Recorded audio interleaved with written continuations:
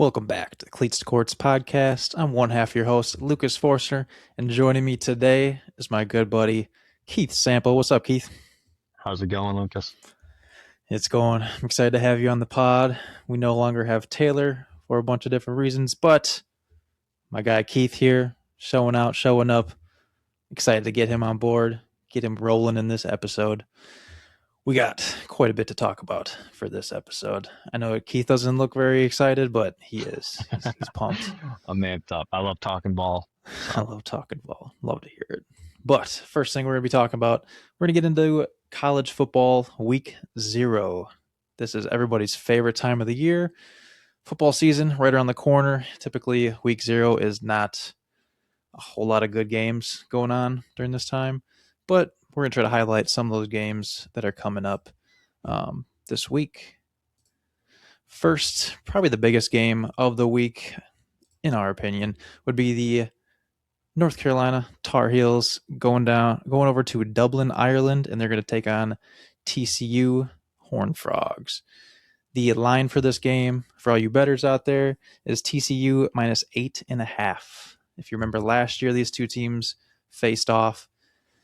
TCU just kind of had their way the entire game right from the jump, and just steamrolled UNC, which was not a great start for the Belichick era.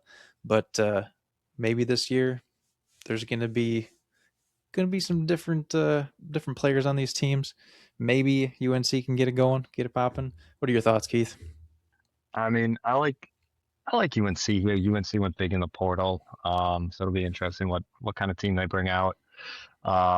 Bill's a good coach, so regardless of what you think of him off the field and everything else going on, he's a good football coach. He's got a good football brain. I think gets the most out of his talent. Even last year, I think that UNC team was a little lackluster to start the year for sure, but they pulled it together. They weren't a total embarrassment of what they looked like for the first 3 or 4 weeks. So I like UNC. TCU lost their quarterback. He went to Indiana. So new quarterback coming in for TCU. Some roster turnover. UNC massive roster turnover. I think I was looking at like ACC teams, just how many returning minutes they have, and I think UNC was on the lower end of that list. So, game in Ireland, it's always going to be weird, a little sluggish for these guys. Excited to see what Bill's girlfriend, how in the spotlight she can get for this one. So, it's going to be a fun one. It's a big name. TCU's been a good program. And Ireland game's just always fun. It's first football back, first real football. Mm-hmm. The fans are going to get hammered. They're going to be doing beer snakes in the stands, cheering for punts. Guinness everywhere. Love it. It's going to be lovely.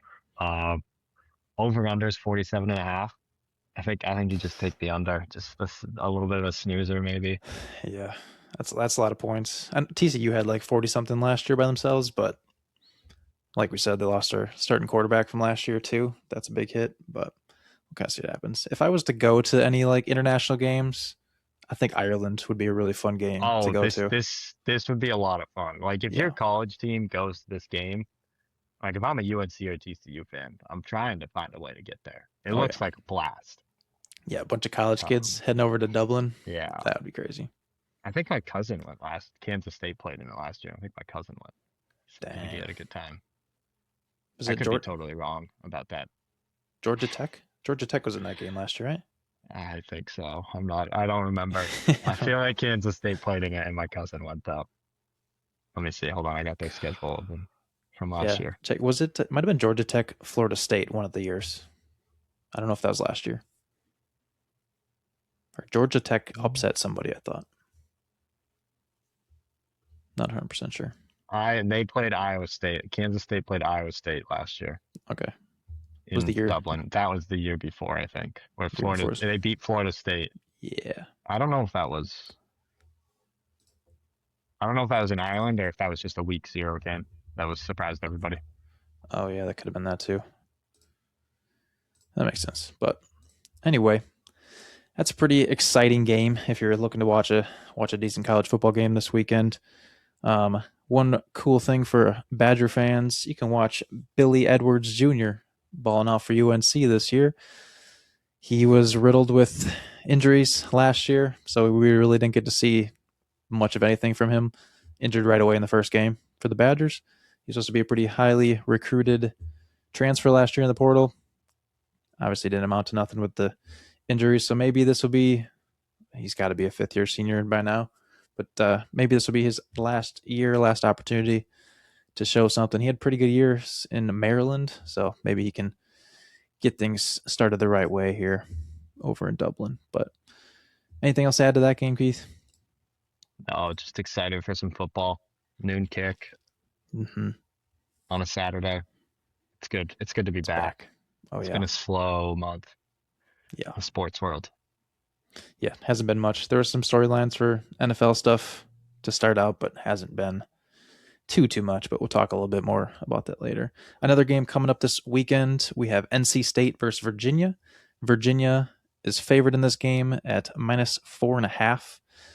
So it should be a decent game. Two ACC teams, but um, they've signed some sort of agreement that this matchup will not count for their standings this year. Oh, in the ACC? Yeah, yeah. So it's Yeah, just was it because it's a week zero game? it's just for fun. Just a little fun for funsies out here. They don't But it care. does count for their actual season, Yeah, yeah, just not ACC season. yeah. So just can't hurt them in the conference, but it will count for the actual season. So, but should be kind of an interesting game. We don't know a ton. I know Virginia. I think they lost a lot of their um, playmaking guys, like the quarterback, running back, I believe, and their top receiver. I think have all moved on, but their entire, if not all five, it's got to be at least four of them. They're four of their starting offensive linemen will be back this year, and they're a team that went 11-3 last year. So if you can keep a really good core group of linemen, that can help out even average play from your quarterback or your running backs. Just giving them plenty of holes, plenty of time to throw as well. So that's all I really know about Virginia this year. NC State, I'm not exactly sure. I don't know if you have anything on these teams either, Keith, but we don't know a whole lot.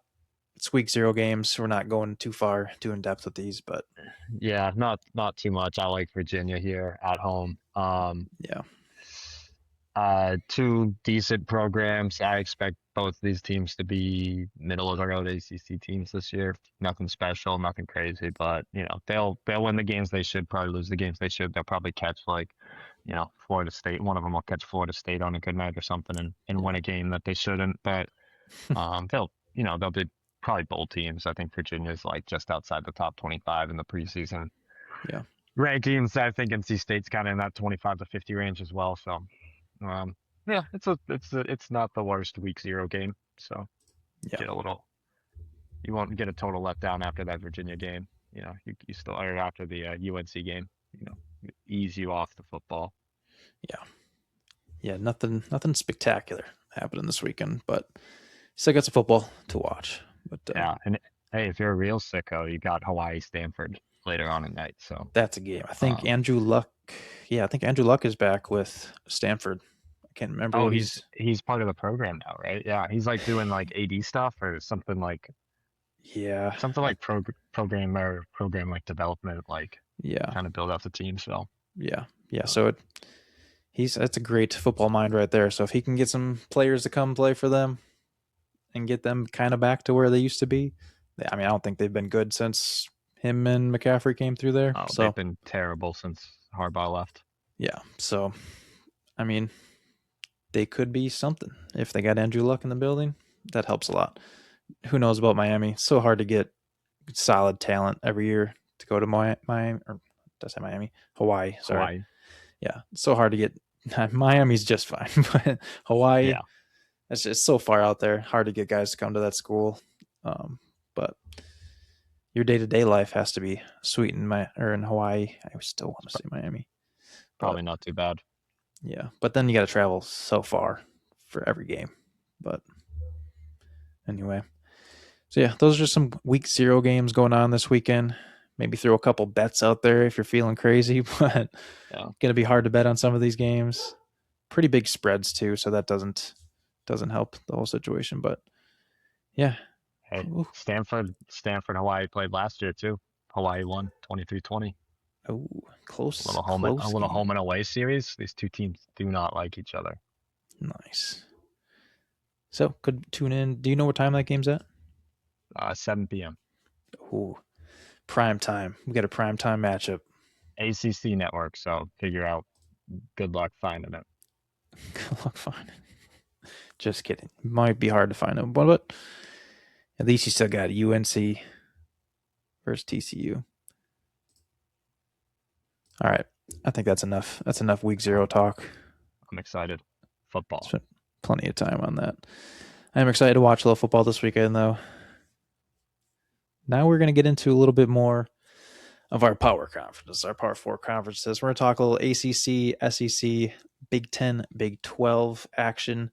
We're going to throw out who the top contenders are, who your betting favorites are for these conferences, and then just a little bit of input from ourselves as well, who we think has the best chances to be contenders in these conferences, just to win it either outright or maybe show up in that conference championship game and get a win there. But just to start us off, we're going to go into Miami being the ACC favorites this year. No surprises here. Had a pretty good portal this last off season. They are the they're not the defending champions for the ACC last year, but not in the regular season. But sorry, checking something. But they were in the national championship game last year, as many of us know. So really solid contenders there. Their biggest threats right now are Louisville, SMU. Who's the other one? I think Virginia's Genius maybe up there. in the top half. Yeah. Can't remember who else is all up there, but um, I don't know Miami's where. definitely the runaway favorite in Yeah, this conference from what I've seen. yeah. I think for my top three, I had Miami, Virginia, SMU. Virginia's mostly there just for what they did last year. Really solid team last year. And anytime, like, if you can win the trenches, I'm big on the trenches. So if you got a solid line, that helps out so much, especially for a new quarterback, or just some average running backs. I think that just helps out so much. So that's where I got Virginia in there. SMU returning their quarterback from last year as well. Yeah. Blanking on his name. Kevin Jennings, famously Yes. for the threw 5 interceptions in that playoff game against Penn State in like the first half. Do you Yeah. remember that? Anybody who maybe bet on SMU remembers that. Couldn't have been me. So yeah, Definitely not Kevin you. Jennings back for a final year. Yeah. Exciting. Um, SMU is the team in the ACC returning the most of their players. They're returning like 80% of their minutes. So I Yeah. think that's important. So Mm-hmm. Yeah. They're solid. Definitely solid last year. Bringing that team back now this year, that'll be exciting to kind of watch them, see where they fare. I thought they had a decent one of their first couple games this year, I believe is a pretty good game. Looks like they got Florida State to start the year, so that's a good game to start off. Week 3 they got SMU or Louisville. Miami? What's that? Miami? This is This for is SMU. Miami. SMU, Oh, sorry. SMU. Yeah, SMU's first game is gonna be Florida State, so it'll be a good test right off the bat. Week 3 they got Louisville, so not a no slouches to start out the year for them. Doesn't look like they're gonna have to play Miami during the regular season though, so that definitely helps them as well. But yeah, those are my top teams. What do you have for your top three or four here? I like Miami, SMU. I think SMU return all their players. Miami gets the quarterback from Duke, Mensa last year, who Mm-hmm. was solid. So he was like kind of their top kid in the portal. I mean, Yeah, Cristobal's done a good job recruiting down there. I mean, you said it earlier, Miami's pretty easy to convince kids to go to yeah, from a football program standpoint, from a lifestyle standpoint. They got a lot of NIL money, so good yeah. transfer portal. I mean, they're bringing in a ton of talent both ways. But Mensa's going to be a big pickup. I mean, some would argue maybe an upgrade of quarterback last year. I wasn't a big Beck guy myself, so I partially agree with that. But he did play well in the playoffs, helped him out. I'm interested in the Virginia Tech with James Franklin. Yeah. Yeah. They bring in a bunch of kids out of the portal, a bunch of Penn State players who was solid. Franklin's always done well recruiting, really good coach. Um, he gets a decent quarterback to come in. I can't remember his name right now, but played for him at Penn State earlier. But not the Missouri kid. Um, different former Penn State quarterback. I can't remember his name. I'll figure it out. Um, but I think Virginia Tech's an interesting one. It's going to be interesting to see how they play out. Blacksburg's always a good environment when they're good. Um, they love, but yeah, and I think that's just part of me. I've always been a little bit of a Penn State hater, so I'd love to see Franklin do well in Virginia Same. Tech and watch Penn State fans just mentally deal with that because I think it'd be funny, and I don't think he should have been fired. Yeah, it's. I mean, what was like one of his worst records while he was there is like 9-3. Like, It was like last year. yeah, He was yeah, like his last year was his worst year, and it's like I don't know. They just expect national champ. They're just not a national championship school. Sorry, Penn State. no, You're not. You're like it's not your standard. They're like a barely make the playoff school, and maybe you get to the Final Four yeah. and all that stuff. And I don't know. Maybe there's other reasons that I'm not a big Penn State guy. Things there that have can be happened in the there can be past quite a that few. you know, Yeah, there's plenty that has come out of Penn State for it's any not to like. outsiders not to like them. Yeah, but Yeah. So won't get into that too much. I'm sure plenty of people know what we're talking about, but was a very big thing growing up. But yeah, I've never been a big Penn State. I'm a Badgers fan since I was born, so I've never been a Penn State fan at all my life. But I've had the same feeling about Penn State. They're never just like they're always a decent squad, but anytime they run into one of the big dogs, they lose. Pretty much just happens every year. Like Michigan, Ohio State, just kind of run yeah, all they over them. they're kind of that like A-tier program. Like they're good. They're gonna be in playoff contention. They're gonna go 9-3, 10-2. But they can't play with the Georgias, the Ohio States, the Oregons. Yeah, I mean, I guess they beat Oregon last year, but it was maybe a little down year for Oregon. yeah, Those premier programs, they're just a little bit below it for whatever reason. yeah, yeah. Who really But the knows why? fan base doesn't seem to have their minds rooted in reality there, which is pretty Yeah, common for college football. yeah. It is kind of wild that they think that they're contenders for so many years, but just haven't been. They've had some really good players come out of Penn State. Like you're looking like Yeah, T.J. Warren, you got Micah Parsons, Saquon. Like they've had ton of some talent. really good talent coming out of there. Um, but they just, for whatever reason, like I feel like the quarterback position they've always kind of lacked hasn't been great. Yeah, you Uh, had McSorley. Like they've had a couple fringe NFL guys. We'll see how yeah, Aller plays out. yeah. Drew Aller might be the guy. He's looked really good. Did I not look like that in college, but 6'5". Where did he get drafted? he's with the Steelers. Oh, he's coming. I mean, he'll get some play time when Rodgers gets hurt. Yeah. Hopefully Rodgers doesn't get hurt, but I'm thinking between him and Will Howard next year, we'll see who becomes a quarterback there. True. But I mean, if you have a whole year to learn under Rodgers, Will Howard will have 2 years Yeah. to learn under him. They got Mike McCarthy now, quarterback guru. So who knows Hey, there? But it works for Jordan Love. exactly, Jordan loves the guy. We won't get into Packers too much today, unless Keith picks him for his division winners Ooh. later. But we'll We'll see. talk Packers later. We'll talk some Packers later. Yeah, somehow we got on a rant about Penn State. We're trying to talk Virginia Tech, but Let's go. Let's go.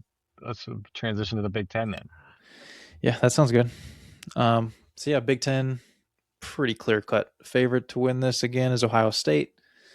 Julian Sain's back at quarterback, so that helps a lot, especially in college. I think when you can bring your quarterback, who was your starter the entire year, the previous year, get him back in there, got a good chance. You got Jeremiah Smith too, one of the best players, if not the best player in the country. So that's gonna help a ton.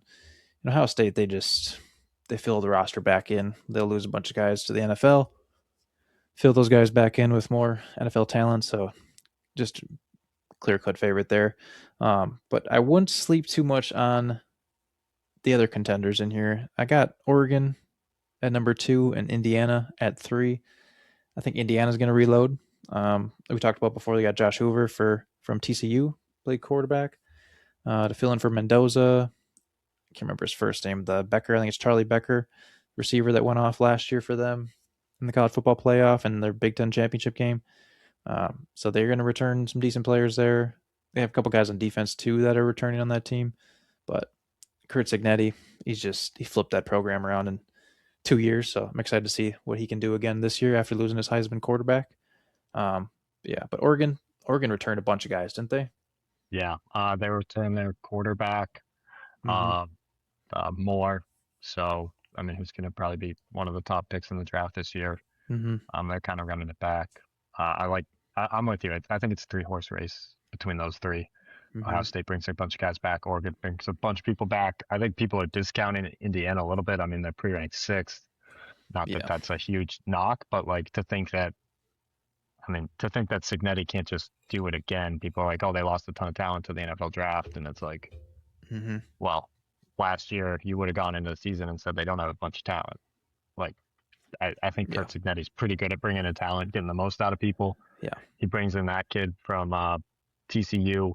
I've heard a lot of good stuff about Nick Marsh from Michigan State, this big wide Yeah. receiver. Yeah. So um, I think this is going to be the Big Ten. I mean, they might have the three favorites to win the title coming out of their conference right now. Yeah.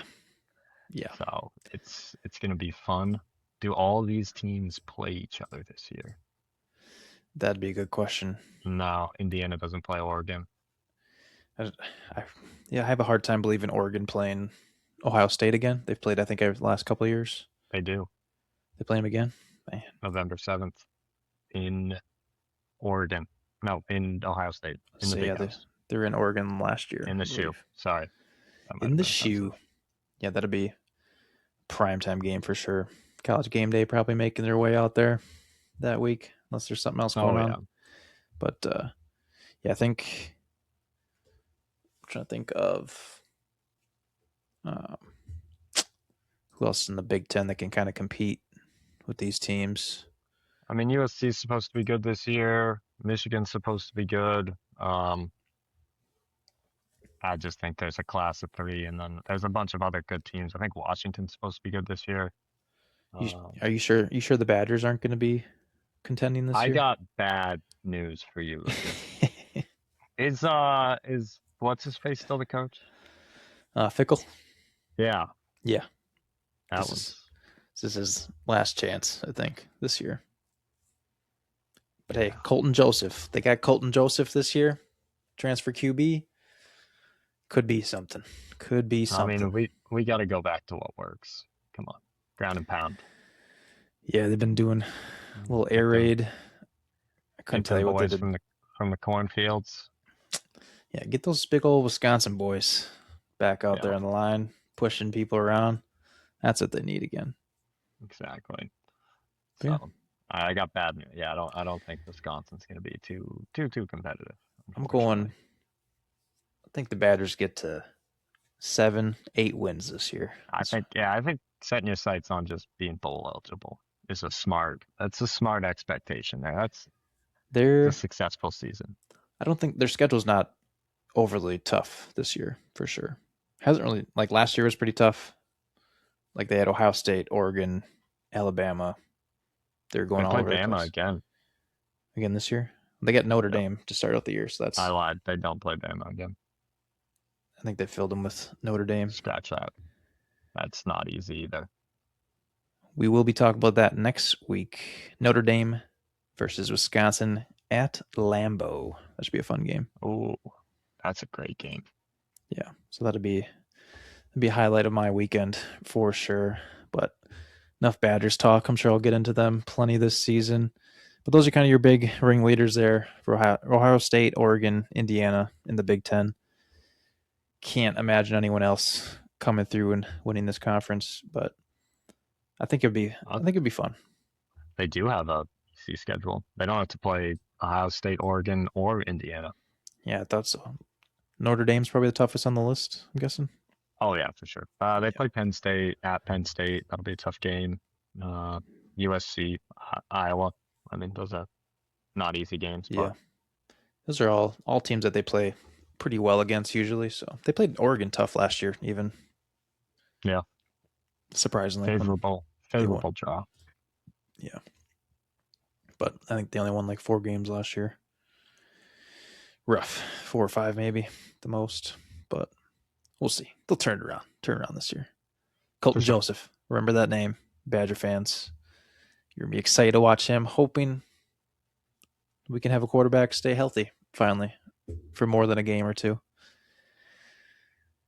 It's been miserable. Anyway, let's get into the SEC. Um, top this one. I feel like this one's a little tighter than these other conferences. Just some unknown, but right now Georgia's the favorite for good reason. Georgia's been who they've been for the last how many years? Handful of years, probably last decade almost. Um, Yeah. but then you kind of have some other teams like LSU, got Lane Kiffin there, and then Ole Miss. I feel like Ole Miss is returning a lot of guys. I think they can be really good. Um, Trinidad's back, Quan Lacey in the backfield again. Like two of the best players, offensive players in the country are coming back for them. And then Texas, you got Texas in there too, just loaded with talent as well. High hopes for them last year, didn't quite pan out. They still had a really good season, but just lost some big games. What do you got coming out of this or contending for this SEC conference this year, Keith? I like, I do like Texas. I just think another year for Arch to develop, a little less pressure on him this year. Yeah, I mean, he definitely saw last year that very um not great, and I thought his play was a little bit better towards the end of the season, started to yeah, see a little maturity. So I think if you're a Texas fan, obviously like the talent's gonna be there. Um, I think Sark's a solid coach. yeah, And then it's just can Arch take that next step to elevate them to that next level yeah, and put them over Georgia. Georgia's kind of struggled since the NIL transfer portal era. yeah. So Kirby's kind of struggled with figuring that out. So, but they bring back Stockton, Gunner, awesome Mm-hmm. quarterback name. Hard to bet a guy against a quarterback named Gunner. So Yeah, I think it's kind of a two-horse race there. Ole Miss will be interesting. Bama's interesting. I mean, DeBoer is probably on the hot seat if Bama has another like 9-3 year. yeah, So he needs to step it up. Um, and then LSU is just a big question mark with what Lane Kiffin's doing and who's even going to play for them. yeah, yeah. There's been a few names coming out there. We'll see. Like we're gonna get into that a little bit later too, with the 5th year eligibility stuff, which doesn't sound. I wouldn't be too hopeful if you're an LSU fan for getting all these guys that want to come back and play for you. But yeah, it's interesting. It's weird not saying Alabama's name for the top 4 or 5 in this conference. Um, but like you said, DeBoer's really got to turn them around this year.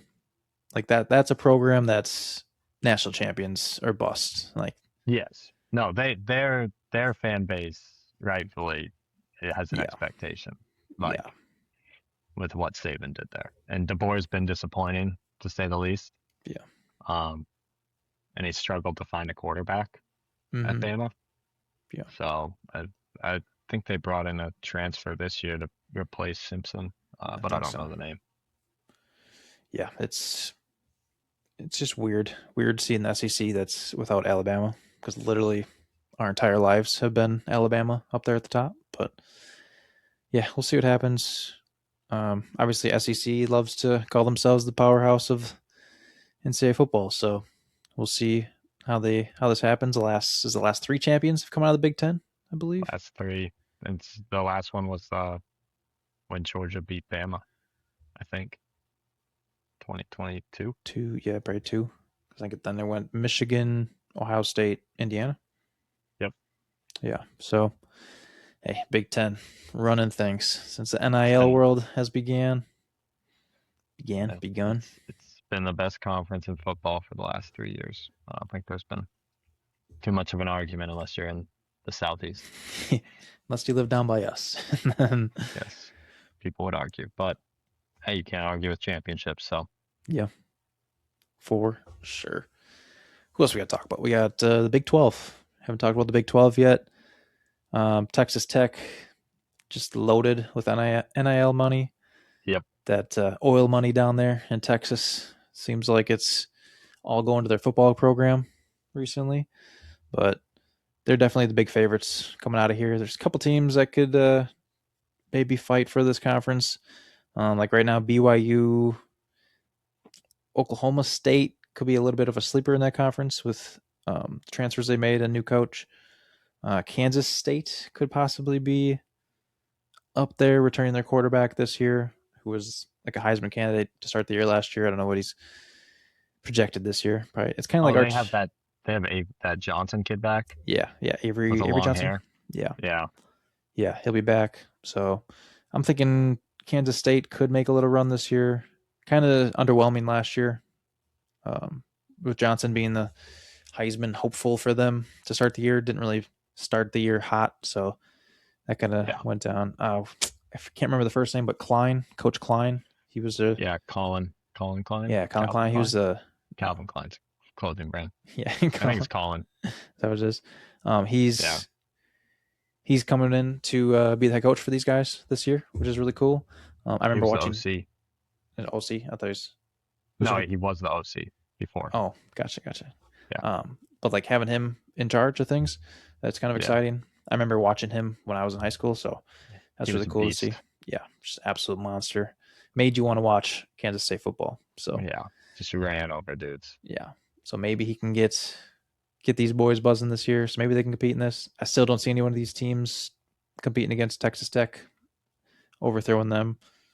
Um, No, I like Texas Tech. Yeah. I mean, they just have so much money. They dominated the league last year. So yeah. I am the Oklahoma State thing is interesting. I mean, they get the North Texas coach. Really good resume. Mm-hmm. Had a lot of success there. Yep. Brought in, I think they had like the fourth highest transfer portal ranked class this year. And they bring in a ton of players. Pete Burns and his Mm-hmm. QB from North Texas. Um, Yeah. like 30 transfers coming in. So Oklahoma State will be interesting. Yeah. Uh, but I still think it's Texas Tech. But I'd love to see Oklahoma State be good. They're such a fun program when they're good, Mm-hmm. like Yeah. that orange and black in basketball, football. Just looks When nice. yeah, Stillwater's bumping at night. Mm-hmm. It's Oklahoma. Just college sports are better when Oklahoma State's like Yeah. solid. Yeah. I agree with that. That's definitely one of those programs that just like can make it a really fun season if like programs like that are doing well. Like Drew, what's his name? Drew Mestamaker, something like that. Their Yeah, quarterback transfer for North Texas. Like I tuned into North Texas football at the end of last year. Once I heard about this kid, they were fun to is he watch. baller? Yeah, they score a lot of points. Um, he was What's his style? Gunslinger, yeah, scrambler. he's slinging that thing Yeah, around. he's just He can hucking move it pretty well, but he's big. I think he's tall. I can't remember exactly how tall he is. like rocket arm. Yeah, he says he's listed at 6'4", so he's a big dude. Dang. Not like the heaviest, like thickest dude at quarterback that you'd kind of picture like a big quarterback, um, but yeah, he can sling that thing. He was a stud last year for North Texas. Made them fun to watch. I think their running back for North Texas is returning or coming with him too. But Yeah, I saw a couple of kids coming out of the portal yeah, to go there. So, yeah, that'd be fun. It'd be fun to oh, watch. he's only a sophomore too. Yeah, he's This kid's a be. baller. I don't think he redshirted either. Like he was a true freshman last year. But I think he yeah, redshirted his first year. did he? Is from what I'm seeing. He played like barely any games. Gotcha. Um, But yeah, yeah, he threw for 4,300 yards and 34 touchdowns. yeah, That's he's sweet. he can play. That's for Yeah. sure. I guess ESPN's got him listed at 6'3", just touch smaller. But yeah, he looked tall, could sling it. He was fun to watch last year. But yeah, so if you're interested in any teams other than Texas Tech, Big 12 this year, Oklahoma State be a good team to watch. We both think with bringing all the North Texas transfers. You said they were one of the top transfer portal teams this year. Yeah, I thought I saw him ranked like top five. Top They five. weren't the best. I think LSU was up there and Indiana was up there, but That makes sense. Yeah, but like let's see. you wouldn't think Oklahoma State is going to be in that top five. No. Like teams, you wouldn't think guys are like, yeah, I want to go to Oklahoma State with the new coach and everything. But Let me see if I can find the team rankings real quick. Oh, yeah, I got it. sweet. Um, I don't know what I'm talking about. Wasn't top five. No, they're not even up there.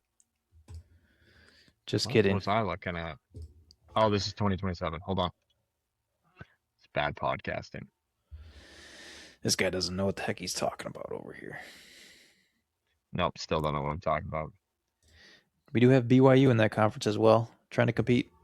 Don't know a whole lot about them. I believe they lost a decent amount of guys last year, but Oh, but I'm looking at recruiting. Okay, that's why. They were 15th, so yeah, the not five. top five. Out of the five, right? They brought in, but they did bring in like 50 transfers, a ton of Dang. transfers. Yeah, I mean, when you got a new head coach too, a lot of those guys from the old regime are going to You leave. know, But they're top five in Big 12 transfer portal rankings. there you go. Top three, Which top two. you still wouldn't even think of Oklahoma State being in the top 15 for No, them. they've been a down program for the last few years at the Yeah, end of Gundy's run. So yeah, like they were decent when a couple of years ago, Ollie Gordon was running back. He's like a Heisman hopeful for them. But yeah, yeah, it was kind of the end of the Oklahoma State tenure. yeah, but anyway, anything else for Big 12 action? No, I'm good. I'm good with it. Cool. Well, we're going to wrap up our college football talk with that. Just a few names, a few team names to headline that could sneak up and be decent this year. ACC, we were talking Virginia Tech adding James Franklin this year, a bunch of Penn State transfers going over there, so they could make a big impact over there. For the SEC, it's pretty much just the big dogs: Georgia, LSU, Texas. Those are going to be your main teams over there. Ole Miss could sneak in there again and be really good. But yeah, those are just kind of your main teams. LSU, I feel like they loaded up even more than they had the last couple of years, so it'll be kind of fun to watch. A lot of controversy over there with them, but we'll see if Georgia can get back on top of that conference. Ohio State is leading the way for Big Ten, but Oregon, Indiana, right there with them. Not really any teams that we think are going to sneak up on there, but mainly just those big three. And then we're talking a little Kansas State, Oklahoma State to hopefully contend with Texas Tech in the Big 12. So it's going to be exciting there. But we're going to move on to some NFL news. One thing that we want to start out with, a guy that was having a little issues getting paid, getting his money for the Tampa Bay Buccaneers. That's Vita Vea. And he signed a 1 year, $30 million deal. I'm happy for him. He's just an absolute monster, game wrecker on defense. Surprised it took a little longer than most people would have thought or had hoped. They're still waiting to pay Baker, which sounds like it's going to be next year. But yeah, that's a big signing. Happened like a week and a half ago. So a little late on getting that out there. Just want to throw it out there because we did mention it a few weeks ago. I just said, you got to pay this guy. Vita Vea is just a menace out there on the football field. I saw a clip of him getting back in practice last week and just bull rushing. I think it was the Jags that they had in training camp. They were practicing together, but just manhandling guys. I couldn't imagine trying to block him 1-on-1. Just takes multiple guys, but glad he got signed. Anything to add with that, Vita Vea? Now, just glad he got paid. Same, Should be, I mean, solid part of their line. So for Bucks sure. are going to be interesting. A couple other things popping off in the NFL. Got to show love for my Packer fans. Jonnu Smith signed with the Packers this week, so that's exciting. Add a little tight end depth. Didn't have great production last year with the Steelers, but is an absolute stud down in Miami. He played for them. What's the deal with was it Kraft? Who's the Kraft, guy who got hurt? yeah, Tucker Kraft. I think he's projected to come back week 1. He should be Okay, back. I think it was an he like broke ace. his was it ACL or I did think he it was break an ACL. ankle? I'm pretty sure it was ACL. I think it was a knee. But he came back. He's gotten back pretty quick. But yeah, he He should be back.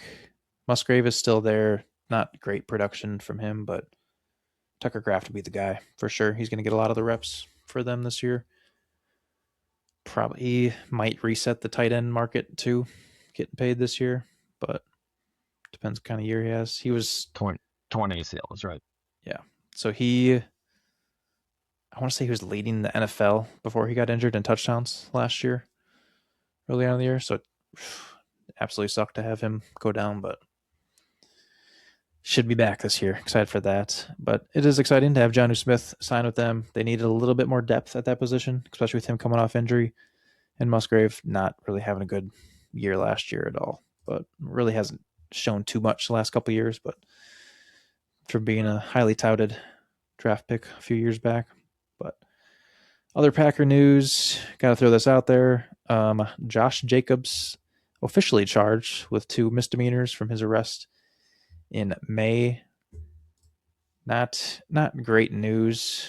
You're kind of just hoping it was false reporting, but anytime something that serious comes out, most likely it's going to be true. But he's been officially charged as of today, August 27th, with battery and criminal damage to property, both misdemeanors. And he's got either up to 9 months in prison or $10,000 fine for each one of those. That's what the outlook looks. But his court hearing's not till November 11th, so it's a long ways out. I can't imagine the NFL is going to let him play before then, but who knows? We'll see. I'm not going to sit here and act like, oh, we should let him play after what he did. So even if I am a big Packers fan, we'll see. I don't really have too many thoughts on that. Any thoughts on that, Keith? I just had to throw it out there for our Packer fans. Negative. Probably not going to be playing. So Yeah, yeah. Wouldn't get my hopes up for that. Let's be a better person and not have to deal with stuff like this. But just want to throw it out there. Not great news for Packer fans or in the world of Josh Jacobs. But other than that, let's get down to our last little news some good news story. This is not so negative as the last one. No more Pro Bowl this year. Keith, you want to get in? You want to jump in on this? Thank God. Good riddance. I don't watch the Pro Bowl. I've never watched the Pro Bowl, but yeah, it was getting like laughable towards the end here. And yeah. the problem was is they'd give out the accolades and like being a Pro Bowler didn't mean anything anymore because you had so many guys like not going to play the Pro Bowl. And then they would come in, you'd have like Shador was a Pro Bowler last year. Like, God, come on. Like it should be crazy. Like the 2 best quarterbacks in each conference. Like,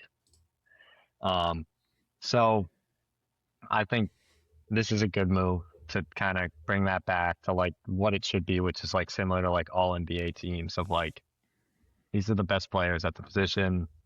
You can look back on their careers and say, hey, this guy was a 5-time Pro Bowler.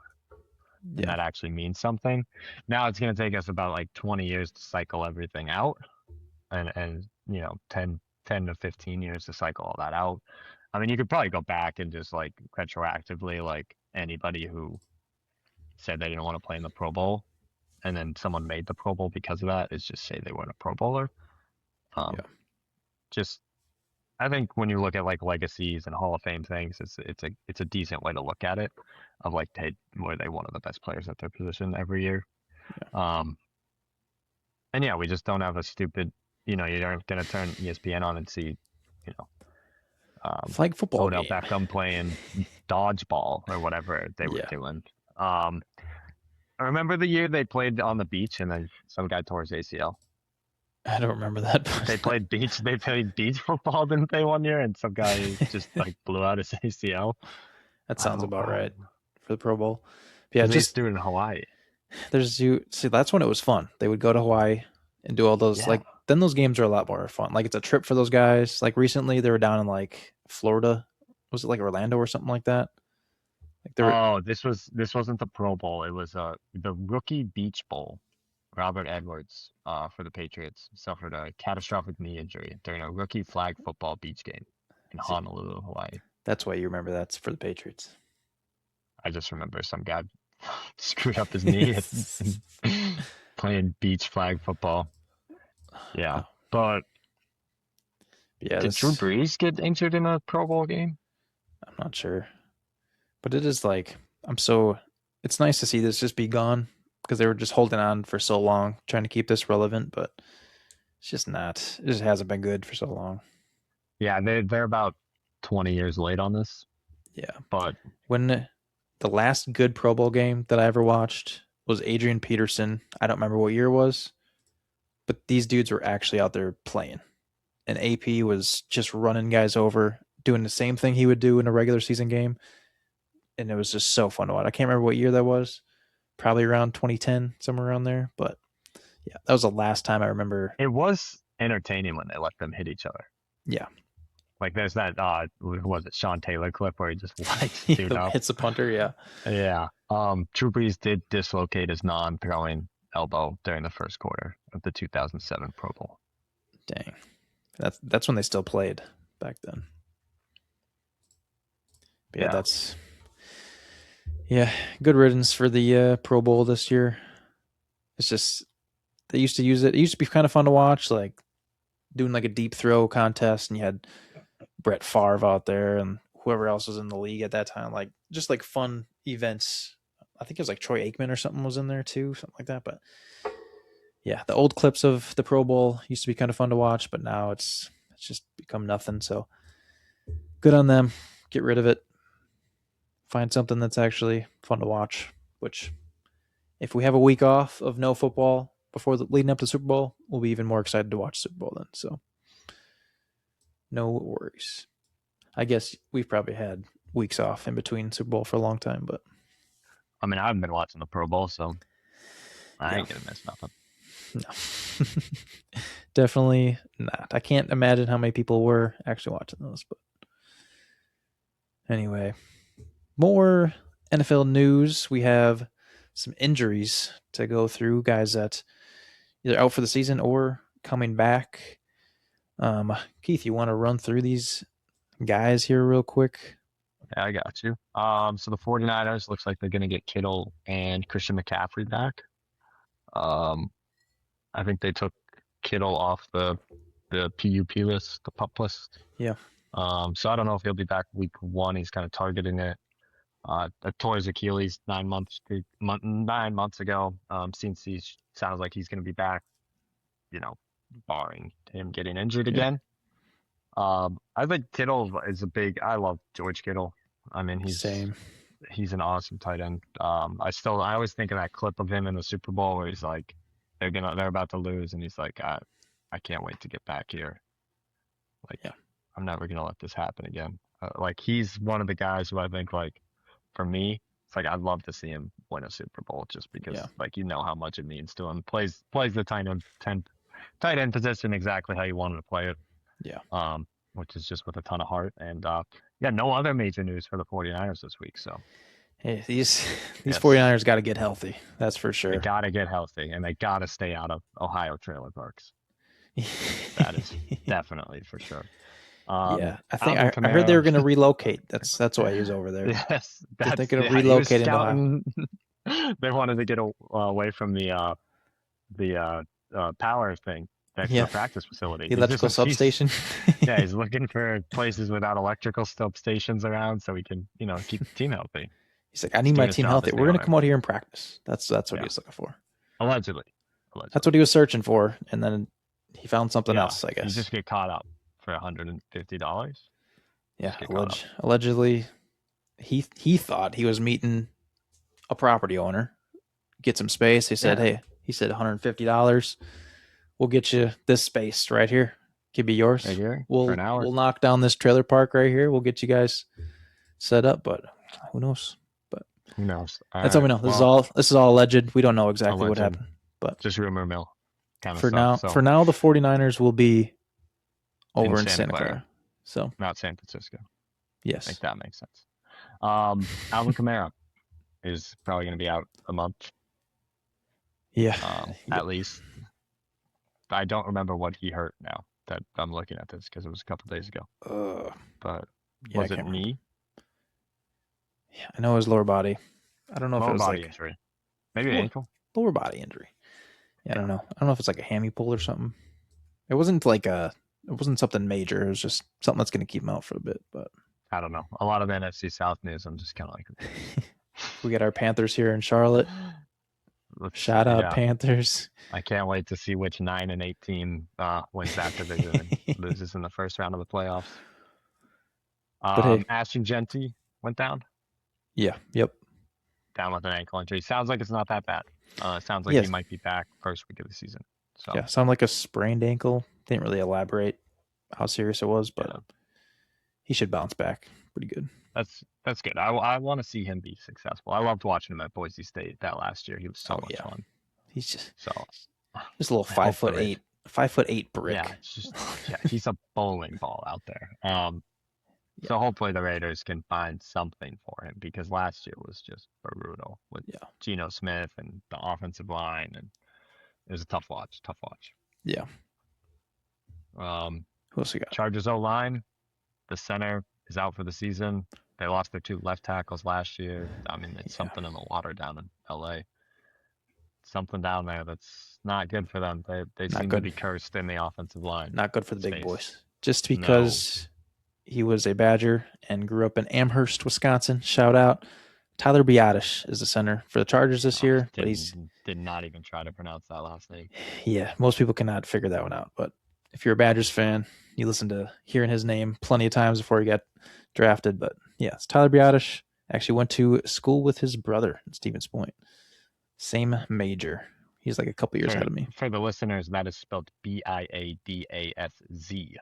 So Yeah. So if you can think of how to pronounce Biotish. Biotish with Yeah, that, but figure that out from that.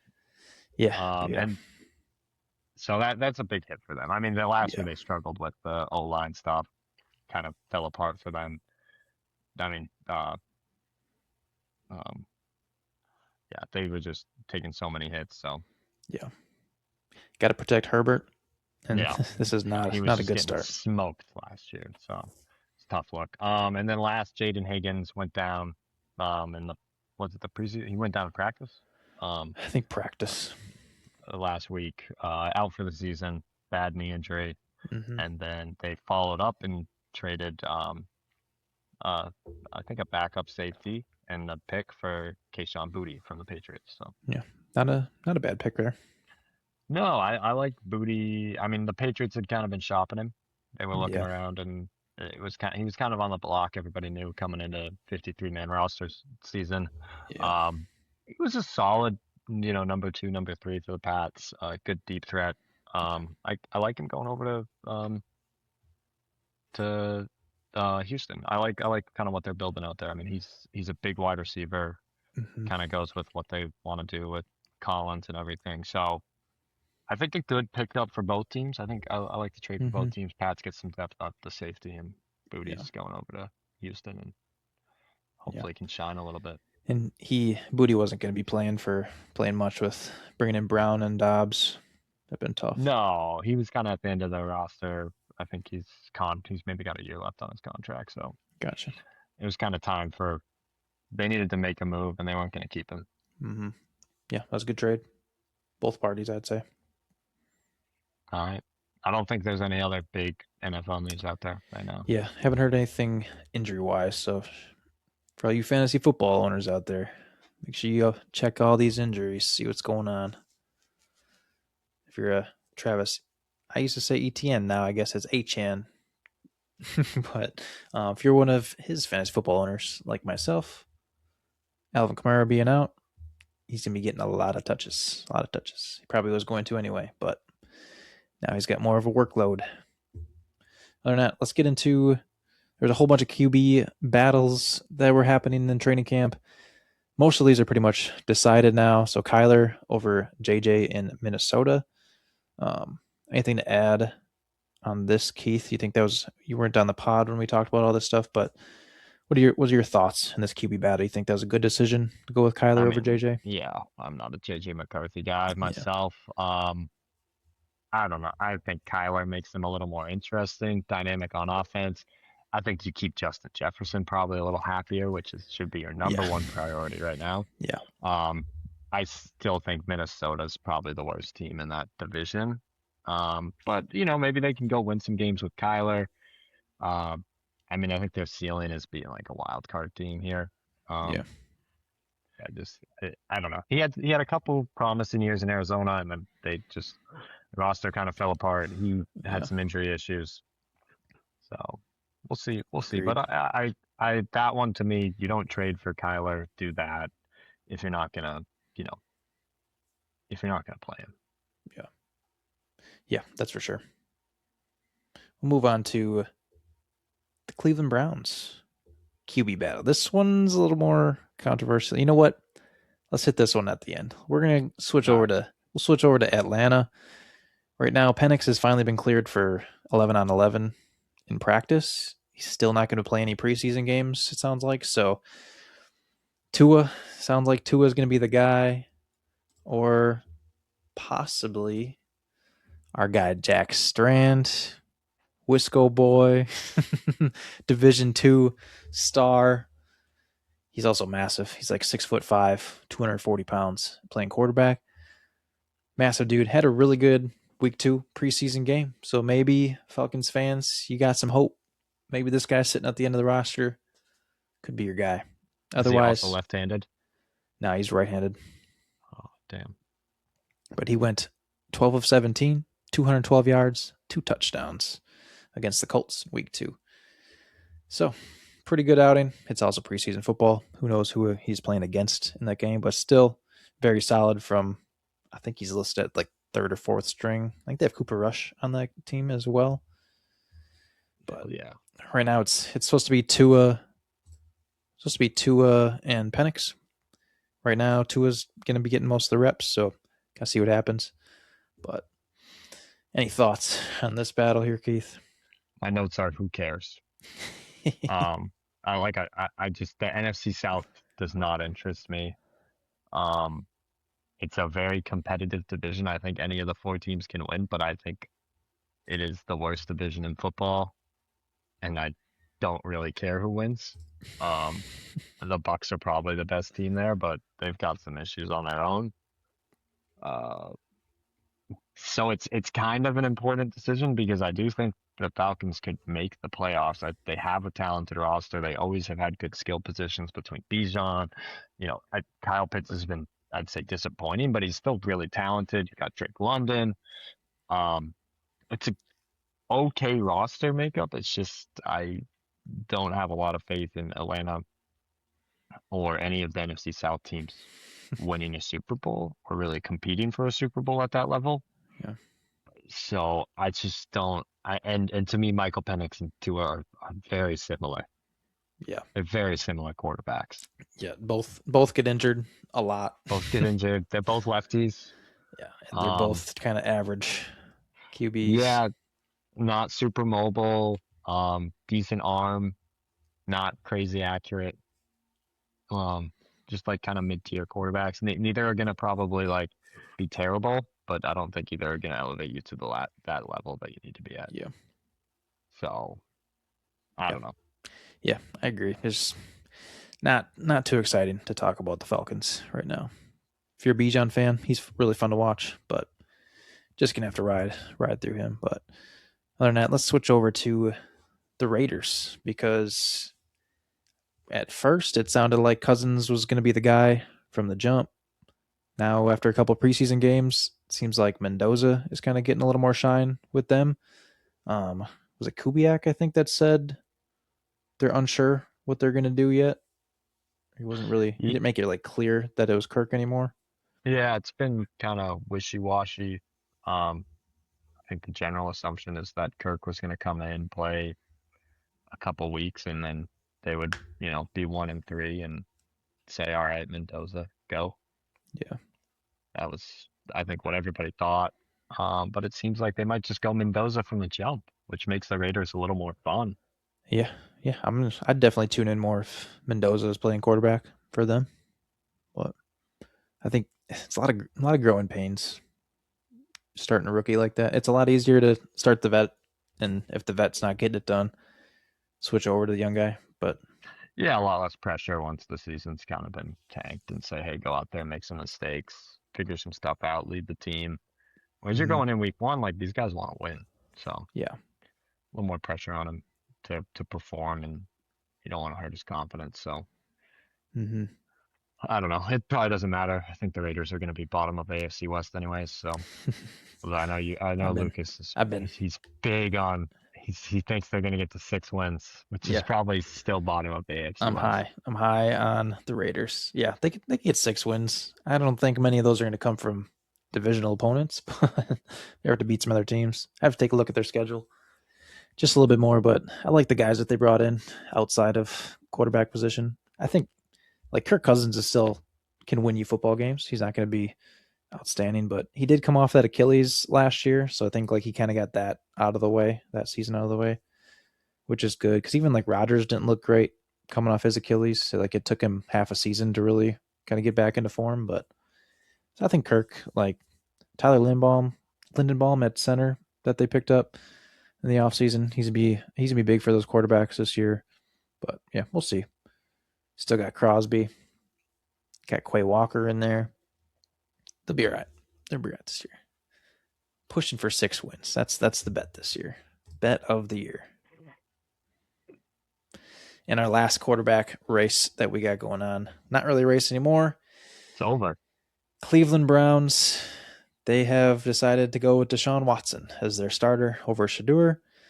Been a lot of hate out there with this decision. But Keith, I'll let you go with your point of Oh, why they I would mean, choose him. I in the notes I threw this in a couple days ago. I was like, you're probably going to play the guy who's owed $50 million. Yeah. Guess what? They're playing the guy who's owed $50 million.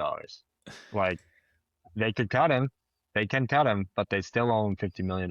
So you're Yeah. probably going to put that guy out here. I mean, he's maybe the most hated athlete I can think of in a long time. Yeah. Like this guy is that his fan base hates him. Away fan bases hate him. I mean, they cheered when he tore his Achilles. Yeah. Um, they're booing him at home in preseason games. It it's bad. I mean, if you're Cleveland, I think these owners are going to play the guys who they're paying. Typically, when you have Mm-hmm. quarterbacks making this much money, um, he's probably untradeable for multiple reasons. Yeah. But I almost think you have to look and take the $50 million loss and be like, it's not worth it for our public image to put him out there because of how disliked he is by Yeah. Like um I'm worried for them getting tickets, like people selling tickets there. Like I'm worried that there's not going to be many fans coming to watch. oh If I you're, mean we're getting close to like Cleveland Browns like bag on your head days again. yeah, like Like if they there's a lot of fans, it's going to be like that. It's going to be booing. It's going to be just it, awful environment. Like if you're an it's away a team coming decent in there, roster. Yeah. like It's a you're excited. it, You're it like, they're not going to hate us. So yeah. It's a decent roster outside of that, but mm-hmm. whew, it's got to be tough to be a Browns fan right now. So I mean, It's they had that little peak with Baker where they went to the playoffs, they won a game, and then it was like shoot them they out. just went, they got rid of Baker, they brought in Deshaun, and it has been just a race back to being the bottom in the laughing stock of the Yeah, NFL again. like it's been rough a long time for the It is, Browns, but yeah. this is like they just keep doing this kind of stuff to This is themselves. self-inflicted. I Yeah, mean, this is like, get out of your own way, guys. Like some of it was like, man, they just can't get tough breaks with quarterbacks or whatever. Or like even with the Johnny Manziel stuff, it's like, yeah, you can't necessarily put that on the organization. yeah. This is on the organization. Like you are just digging the hole. They they just don't. All the quarterbacks they bring in are just not really like high character dudes. Besides maybe Baker when he was in there, like he's Yeah, definitely a character, like a different type of person, but he's the guy mindset wise you want a quarterback. Like he's about ball. Other guys he brought in, it's just been a whole bunch of other junk that you just don't want to bring to your team. But yeah, it's yeah. Who's the third string on the roster? Oh, it's Dylan Gabriel. yeah, He must Gabriel. be he must be bad. Yeah, he's. I don't think he because looked great last year. he's not even in the conversation over Shador. Like Browns fans, it seems like Browns fans have wanted Shador since last year. Like I mean, it's hard to not it's compared to hard to not want everybody else they Shador. have, but I mean, I can't say I was impressed with him, but no, like he didn't like his numbers definitely are not great. He looked there's no way okay. you're re-signing even if Deshaun Watson has an okay year, like returns back to somewhat of a reasonable form to where he was in Houston. There's Mm-hmm. no way you re-sign him. It's like There's right, like there's no way anybody's yeah, touching this, the like thinking about it. like the tension cord has been cut already. Yeah, Like there's there's no coming back. Like there's no way they're gonna love this guy unless he brings them a Super Bowl, which I highly doubt is gonna happen. That'd be that's your only hope. And even then, it's still gonna be like get this guy out of he's here. not gonna win a lot of love there. do you think? And like Do you think if they got to the playoffs, if he won the division this year, got him to the playoffs, or either one of those things, do you think they would kind of go back in their comments, or would they still be like, "We hate this guy"? the fans, The fans, yeah. I think I think the fans will always. I think any fan base will. The way he's acted post everything Mm-hmm. has just not been great in the media. Yeah. Like, it, so I don't see the fans ever turning back and saying, "Oh, we love this guy." Um, they'll cheer for their team, but I don't think Yeah. any fan base will ever have his back of like, "This is our guy. We've forgiven him for the sins of the past, Yeah. and we're willing to look forward." Where other quarterbacks have navigated Mm-hmm. those waters, You right? need, Like other yeah. quarterbacks have gone through that. That I'm Yeah. not the same things, but like have gone through issues and come out the other side and Yeah. regained fan base as well. It's just having like your PR training. It's like it's your coach speak when you're talking to the media. Like, don't stick your foot in your mouth, say something dumb, make things worse. Like, just be Yeah, polite. he's pretty hateable for a lot of reasons. Yeah, it's tough. It's once again interesting year for the Browns to start the year. We'll see. I don't think like I watched their last preseason game, and both of these quarterbacks did not look good. Yeah, Like, I mean they booed Deshaun, yeah, and then they clearly the team thinks he's the best option to win games, which yeah. is Like Todd Monken's thinking, this is what I have my first year here being head coach. Like, these are my options, really. he's got tight ends going back to college. Yeah. He's like, what the fuck? Which sucks because like this defense is pretty solid still. Yeah, I mean, even the roster, like Jerry Judy, like Isaiah Bonds got potential. Mm-hmm. They got the Quinshon Concepcion from Junkins. NC State. You got Judkins, Dylan Sampson's shown some promise. Yeah. Um, Like like there's there's talent here. yeah. Um, and then And the quarterback position is just a mess. yeah, with like literally the most important position, and they can't figure it out. But haven't been able to figure it out for I don't even know what many years, 30 years, It's been a long time. maybe more. It's like been since the '90s, I think. Yeah, like Baker's probably he was their best quarterback Yeah, no, it's not even close. in this century. Maybe they got to bring back DTR, Dorian Thompson Robinson, Yeah, UCLA legend. yeah. You know what? Just kidding. Let me take that back. Joe Flacco when he went there, Oh, balling out. he was a beast last year, right? Like yeah, was it last? Yeah, because he came in, played the Packers, beat the Packers. Maybe they'll trade for Kirk Cousins. That's not a bad idea. It's kind of where QBs go to die, but Kirk, this is your last chance. And he's gotten so much money over the years. He was another example of why Atlanta was playing Kirk as well, other than Penix getting injured, but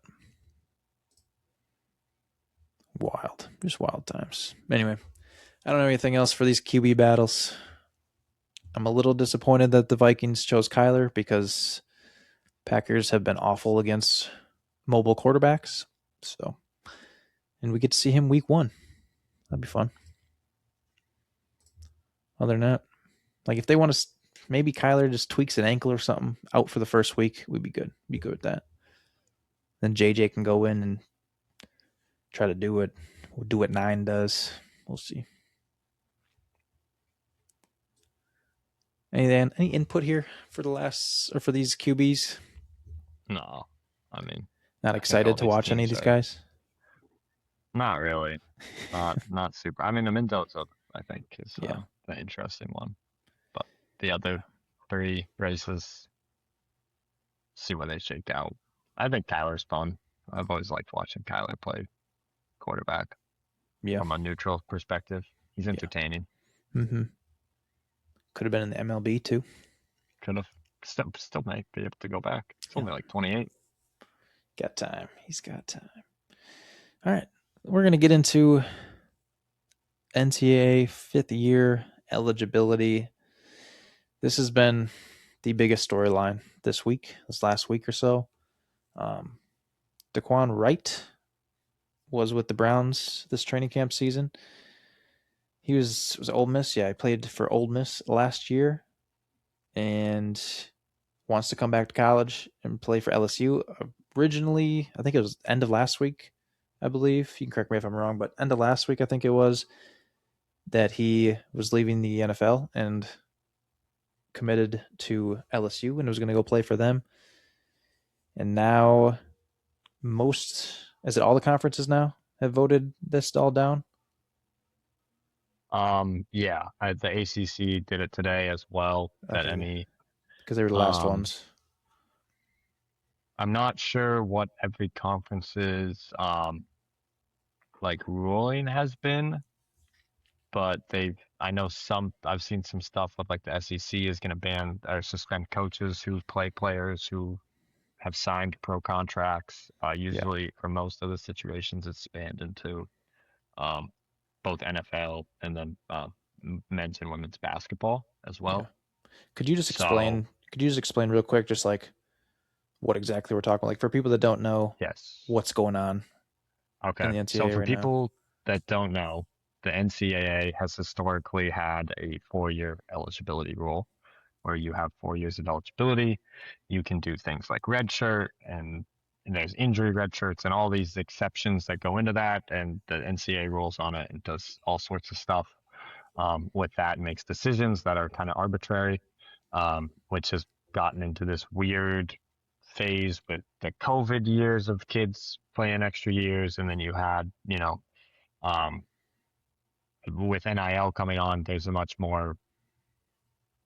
a lot of these players want to stay in college and keep playing Yeah. for as long as they can because they're making money doing it, right? And some of these Mm-hmm. players are maybe not going to go on and play pro sports. So if they can extend their career for another year, it means a lot financially to them. So the NCAA passed this year a rule called what people are calling 5 and 5 or 5 under 25, which basically just says um, all athletes have 5 years of eligibility starting essentially when they turn like 18 or 19 until they turn 25.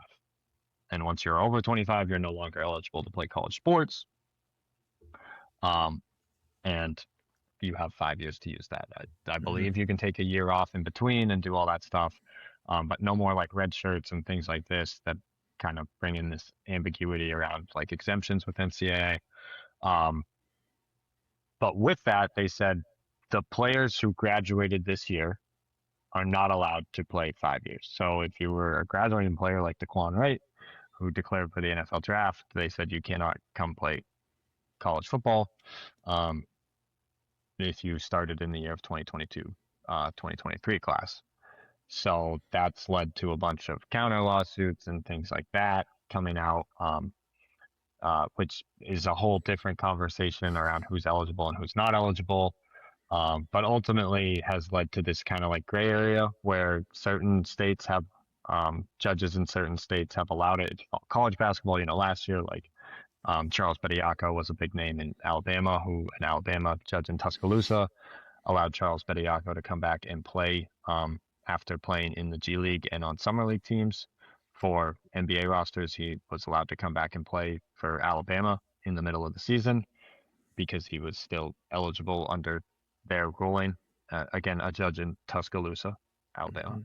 And then eventually a different judge decided that he was no longer eligible. So he played like 3 games for Alabama and then was eventually ruled ineligible. So it's similar where you have certain states, there's certain lawsuits in certain states where they're being ruled in favor of the players to come back where they can. And then other places like Colorado, there was one pass that favored in the way of the NCAA. So then you had a whole list of players who are no longer eligible. Um, so it's just kind of a mess of who's eligible and who's not in that 2022-2023 class. But the conferences are coming together and saying if you've signed a professional contract, you will not be allowed to play Yeah. in the NCAA. And I think that's just what people want. Like I think the 5-for-5 Yeah. rule is a good rule. Or like I don't know if it's a good rule, but it's a clear rule. But it's like we just need guardrails around like if you go sign a professional contract in certain leagues, like you should no longer be eligible for college sports and not be able to just jump between leagues. Yeah. Um, and the NFL has said that if you go and play college football this year, you will not be allowed to play in the NFL. So it's not like players can then suddenly get picked up by NFL teams throughout the year Yeah. who have declared for the NFL draft. So it's just a mess right now. We're kind of in the transitory period of like what the NCAA is trying to do in the NIL era, in the transfer portal era, and all these Yeah. things. And this is kind of the outcome. And it's probably going to be messy for a year or two, and hopefully we get to a steady state that actually like has clearly defined boundaries. That's all anybody's asked for in all of this is like Yeah. we just want like where what the rules are because there's a ton of gray area. Yeah. So that was long-winded. I don't know if it made sense to people who don't Yeah. understand this. I think you summed it up really nice because it is kind of confusing right now because there's no distinct like this is what's going on. This is what's happening because like they're trying to figure out the rules for all this stuff. The biggest way to like justify or like or to kind of like summarize all this is that the conferences are pretty much coming together and saying, you know what, if you are on a pro team, you are not allowed to come back and play college. Right. So that's pretty much the gist of it.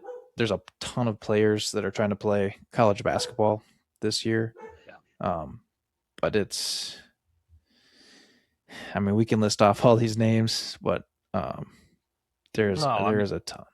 yeah, it's definitely I think bigger in college basketball where players have a bigger impact on their team, and Mm-hmm. also the NCAA is, um, one of the more lucrative leagues with NIL for these basketball players, right? Like, I mean, you Yeah. saw it this year. You had, players who would have probably been lottery picks come back to college basketball Mm-hmm. over going to the NBA. Um, Yeah. I think there's a higher risk in football for players to not go pro and go get some of those contracts Yeah. than staying trying to eke out another year of college and earn money. But like a guy like Daquan Wright was probably going to make more playing at LSU than Yeah. playing at um Like being a for practice squad guy or something like yeah that. being a practice squad guy for the Browns. So if he had been given the option at the end of last season, he probably would have stayed. Like he probably wouldn't have declared Yeah. for the NFL draft. So that's kind of where it gets Yeah. into this weird. Like I think Daquan Wright has been made out to be like a villain in this case, where Yeah. it's like he's just trying to do what's best for him, and he Yeah. wasn't Yeah. given these options when he had to make a decision to go to the NFL at the end of his Yeah. last season and the end of his eligibility. Yeah. Looking at So it from like, it's easy to just like do that. Like, oh, this guy's just trying to abuse the system. But like, you got to look at it from player perspective.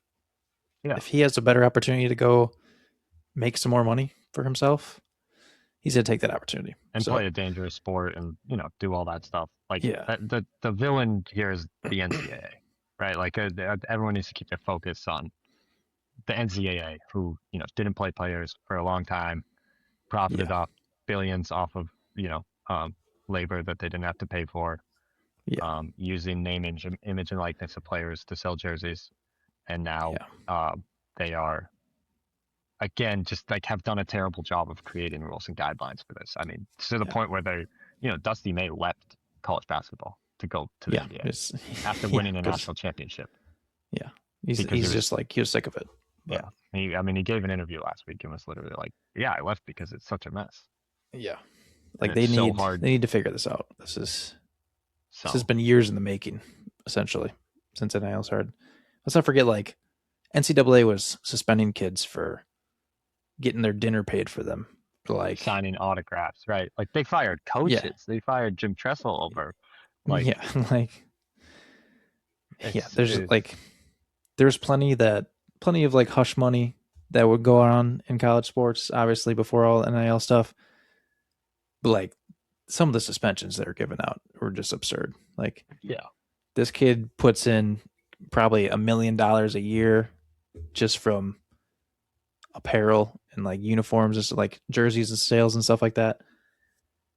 You you fill stadiums for these guys with absurd ticket prices, And they're and they putting used in to, they're working a 16-hour job. Like that when you're an yeah, athlete at these big programs, that's all you're doing. You're doing that and yeah, studying.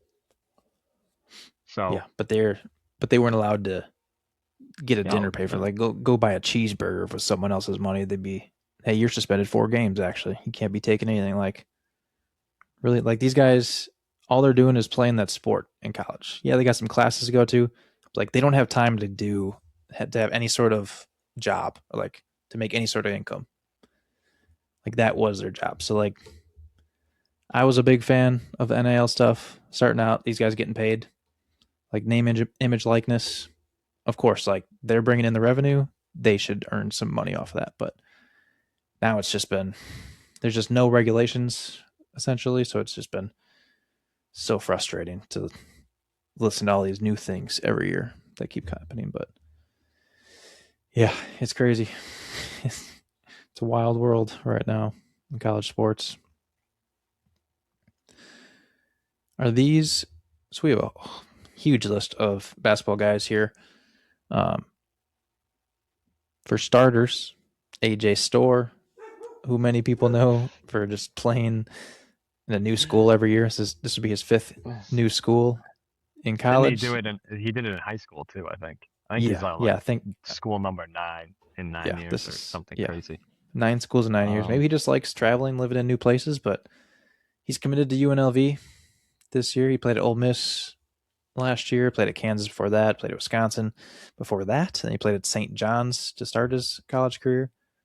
So he's been all over the place. Averaged 15 and a half points a game last year, which was pretty much kind of what he was doing at Wisconsin a couple of years ago. Didn't have that same fortune at Kansas, but um, is he one of the guys?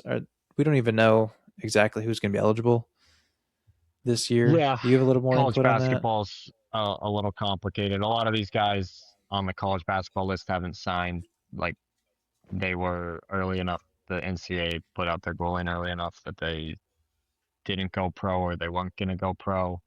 Mm-hmm. Um, so and so like guys like Donovan Dent, Jackson Kohler, Seth Trimble, Mm-hmm. are guys who didn't go and go into the draft. I believe I could be wrong about a Yeah. couple of them. Mark Mitchell, good college basketball players. Yeah. So they're more eligible via some state ruling somewhere that they sued the NCAA for that. So, Mm-hmm. uh, yeah, I think most of these guys are eligible. There's a list of guys who currently aren't, who are also in that fifth year group, um, who are going to be playing, but it'll get sorted out at some point. Yeah. Ideally before these seasons start, they got some more time Yeah. for college Yeah. basketball. So Yeah. That's what I was gonna say. Like the college football stuff's crazy because like college football starts this week, yeah, like I mean, and rosters are already set. I think like yeah, Marcus Freeman said, like I'm not going to add someone to my roster right now. yeah. It's So just and realistically, these guys trying to come back are not that amazing of players. Like they're going to help your team for sure, but they're not going to be a Heisman winner next year or this upcoming year. Like yeah, they're not those type of like Fernando Mendoza's not coming back to go play for Indiana one more year. Like it's not those kind of guys. Like right. same with like the basketball guys that came from the G League last year. What was the guy's name? for Alabama. Ediaco. Yeah. So like he didn't do a He whole was lot. good. I think Yeah. they lost one of the games he played in. Yeah. Um, Baylor had a There was guy. yeah, Baylor had someone who Um, was just like getting like a rebound or two a game, like yeah. And not putting basketball up big gets numbers. complicated because they can't just say like, oh, if you've signed a pro contract somewhere because you have like a lot of European players coming over who have been playing pro basketball at a young age because Yeah. it's a different format over there where you start playing professional basketball when you're 16 Yeah. and they come over to college like Henry Visar was one last year who, he came over to college basketball. He's I think 19 or 20 and had been playing pro ball in Lithuania or somewhere in Eastern Europe. And, he came over, he was a good player, but it's like that's not someone I think that should be ineligible for Yeah. college basketball just because when he was 16, he started playing for some random Euro basketball team and Yeah. getting paid for it. So it's a little more, it's a little tougher in the NCAA where you define the line of like what contract can't be in this league anymore. Yeah. Yeah. It's a mess right now, for sure. I have a little more hope for college basketball. Hopefully they can get it figured out soon.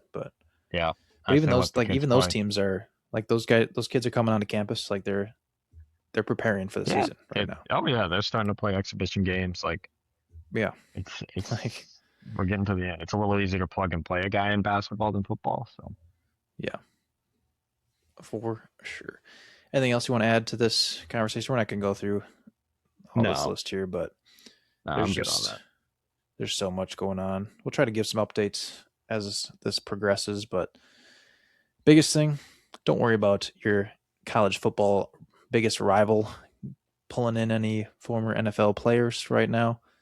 Shouldn't have to worry about that at the moment. All the conferences are voting against allowing former pros to come back. So, or Yeah, if you're on a team or signed with a team, um, yeah, so you should be good all there.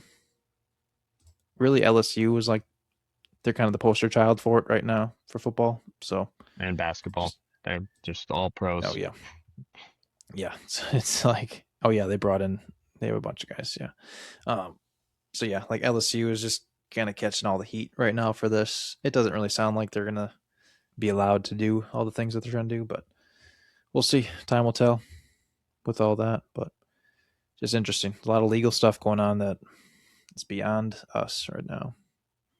So anyway, well, Keith, do you want to get into these divisional winners? You got time for this? Oh yeah, always got time. Always got time. All right. All right. So real These quick, Keith. Obviously, this is his first podcast on here with the Cleats to Courts podcast. So he was not with us when we were going over our divisional winners and our playoff pictures. So he's going to share his right before the season starts. NFL season starts 2 weeks. Yeah, 2 weeks yeah. away.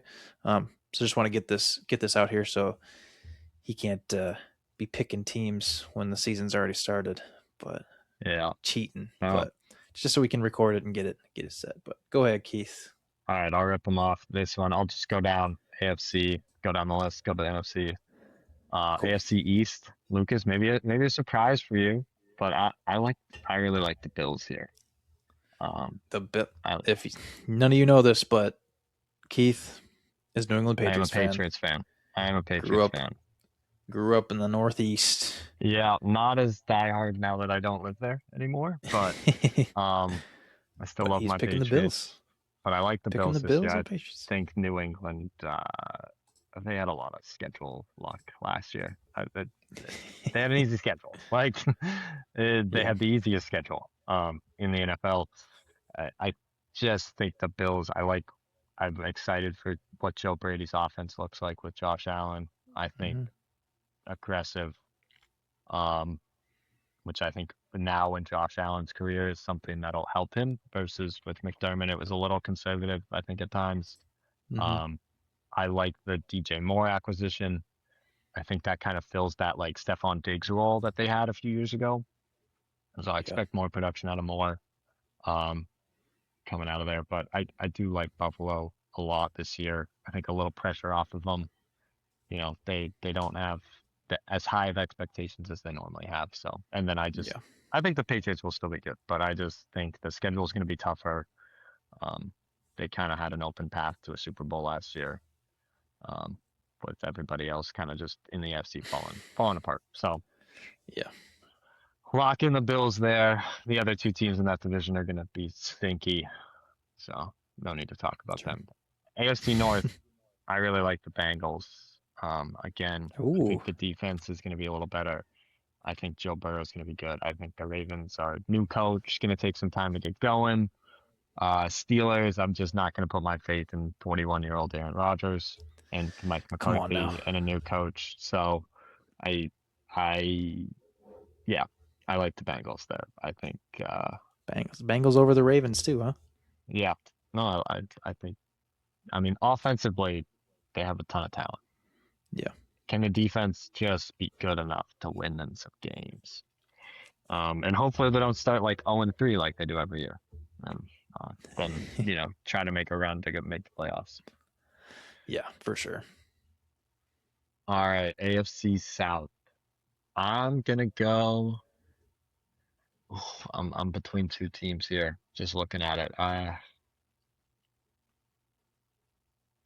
like I like the Jaguars here.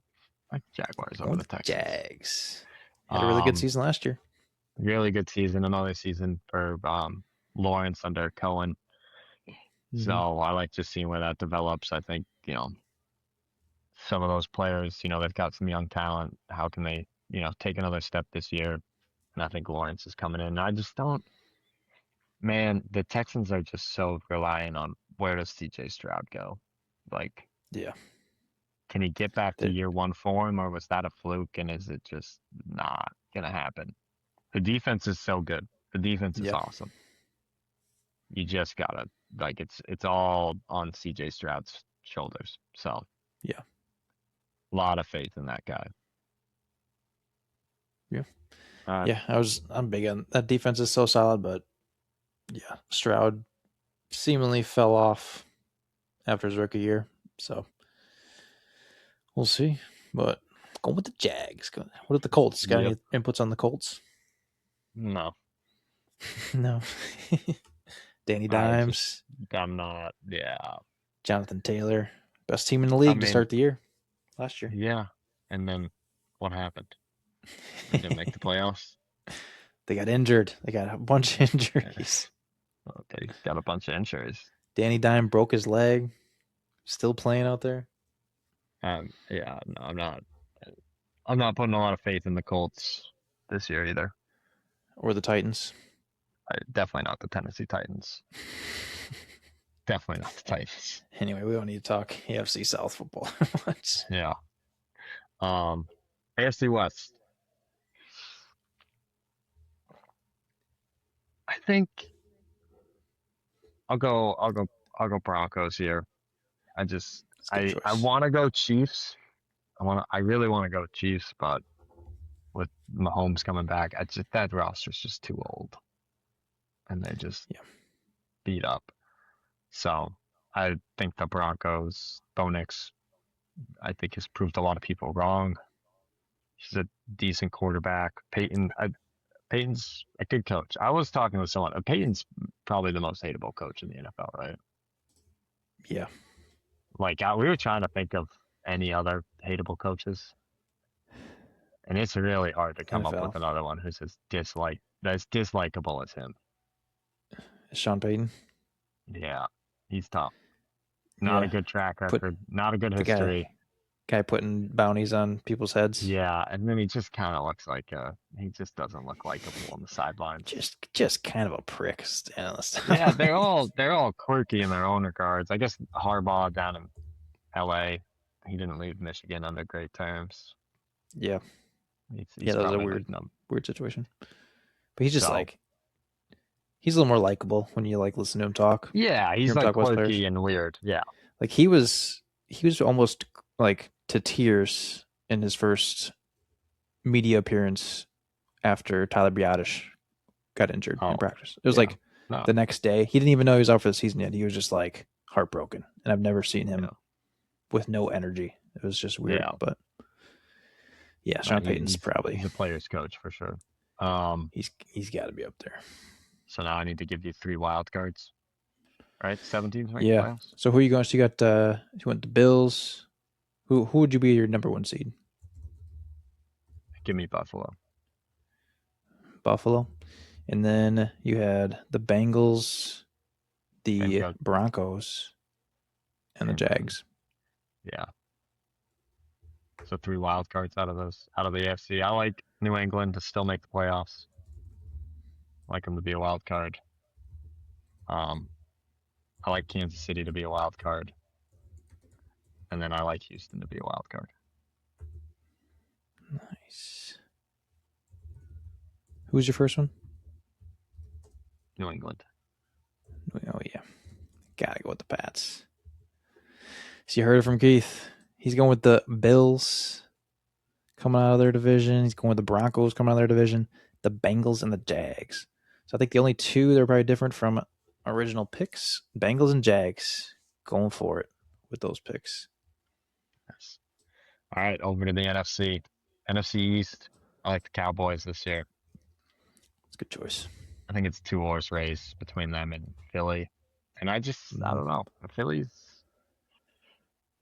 it's up in the they haven't air been the right now. same since they won that championship. But are they going to run their coach out of town? Who knows? That's every week. Um, Every week with the Philly fans. yeah.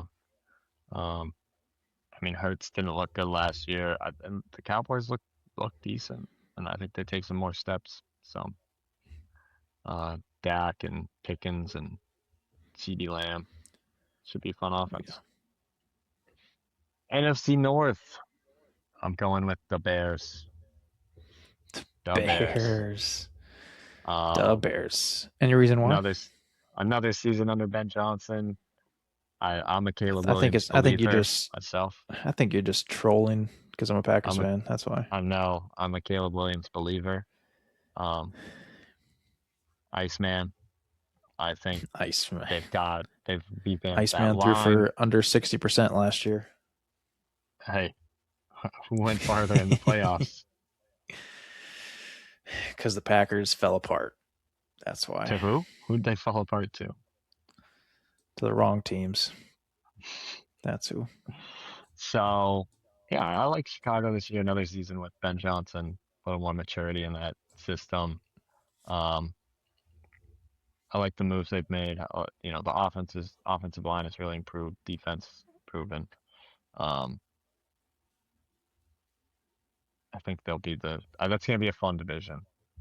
I mean, Minnesota's Yeah. the worst team, and they're not that much worse. So, Still got Justin Jefferson on offense. So, do I have to pick an NFC South team? yeah. Why not? Give me the Panthers. Oh, yeah. I did not pick the Panthers. Sorry, Panthers fans. Give me Shout the out my guy, Panthers. Blake. Who'd you We'll be take? going to see you guys play Sunday Night Football against the Lions. Need that victory,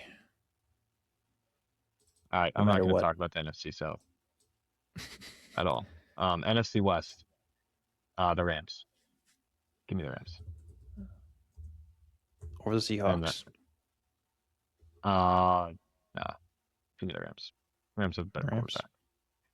And then Your three wild card teams here. three wild card. I'll go Seahawks. Um, I will go Packers. It's a good choice.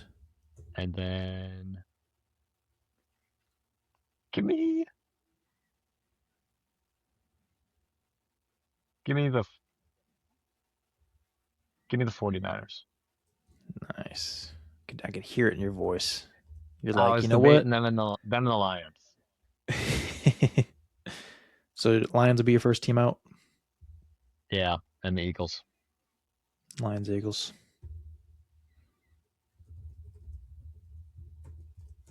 Nice. You want my 1 seed? Yeah. Who's your one seed out of those top four? Cowboys, Bears, Panthers, or Rams? I'm gonna go Cowboys. Cowboys, number one seed. I think they got an easy Would division. yeah, yeah. Out of those, who do you think would be the 2 seed? Rams. Rams. Panthers got to be the 3, right? I should have gone Panthers 1 seed. A little 13, Hey, 13 who and knows? 4 Maybe season down in Charlotte. if the Panthers Bryce are number Young. 1 seed, if Panthers go number 1 seed this year, Keith and I will be at that first playoff game. I like it. Sound like I a bet? I'm down with that. I'm down with that. And they'll I'm down with probably that. play like the Packers or the Seahawks or something, and Do I just need to get. give a yeah, killed. Do I need to give a Super Bowl prediction? No, not yet. We'll get into Oh, those at some point. I'll do it anyways. I like Rams, Bills, Rams over the Bills.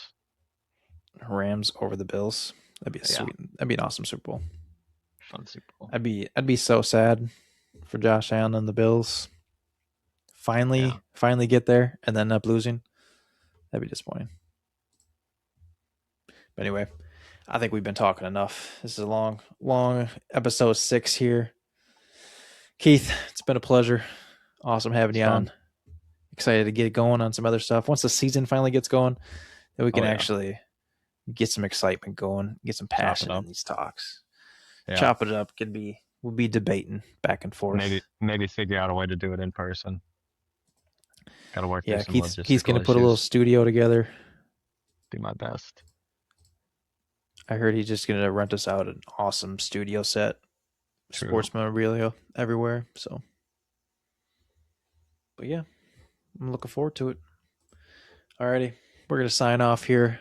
We appreciate you guys listening. If you're still tuned in this long, we definitely appreciate you. Definitely. You're the true ones. Yes. You're our day ones for sure. Other than that, like, comment, subscribe, follow us, tell your friends about us. Tell your Hoping to be aunts, here tell your for a uncles, while. Your aunts, your uncles, your grandmas, your grandpas. cousins. Show them how to work YouTube. Get them up on this thing. They can just watch it on loop all day long, every week. But anyway, we appreciate you guys listening. We are going to sign off. Take care. Be easy. We will see you on the next one. Peace.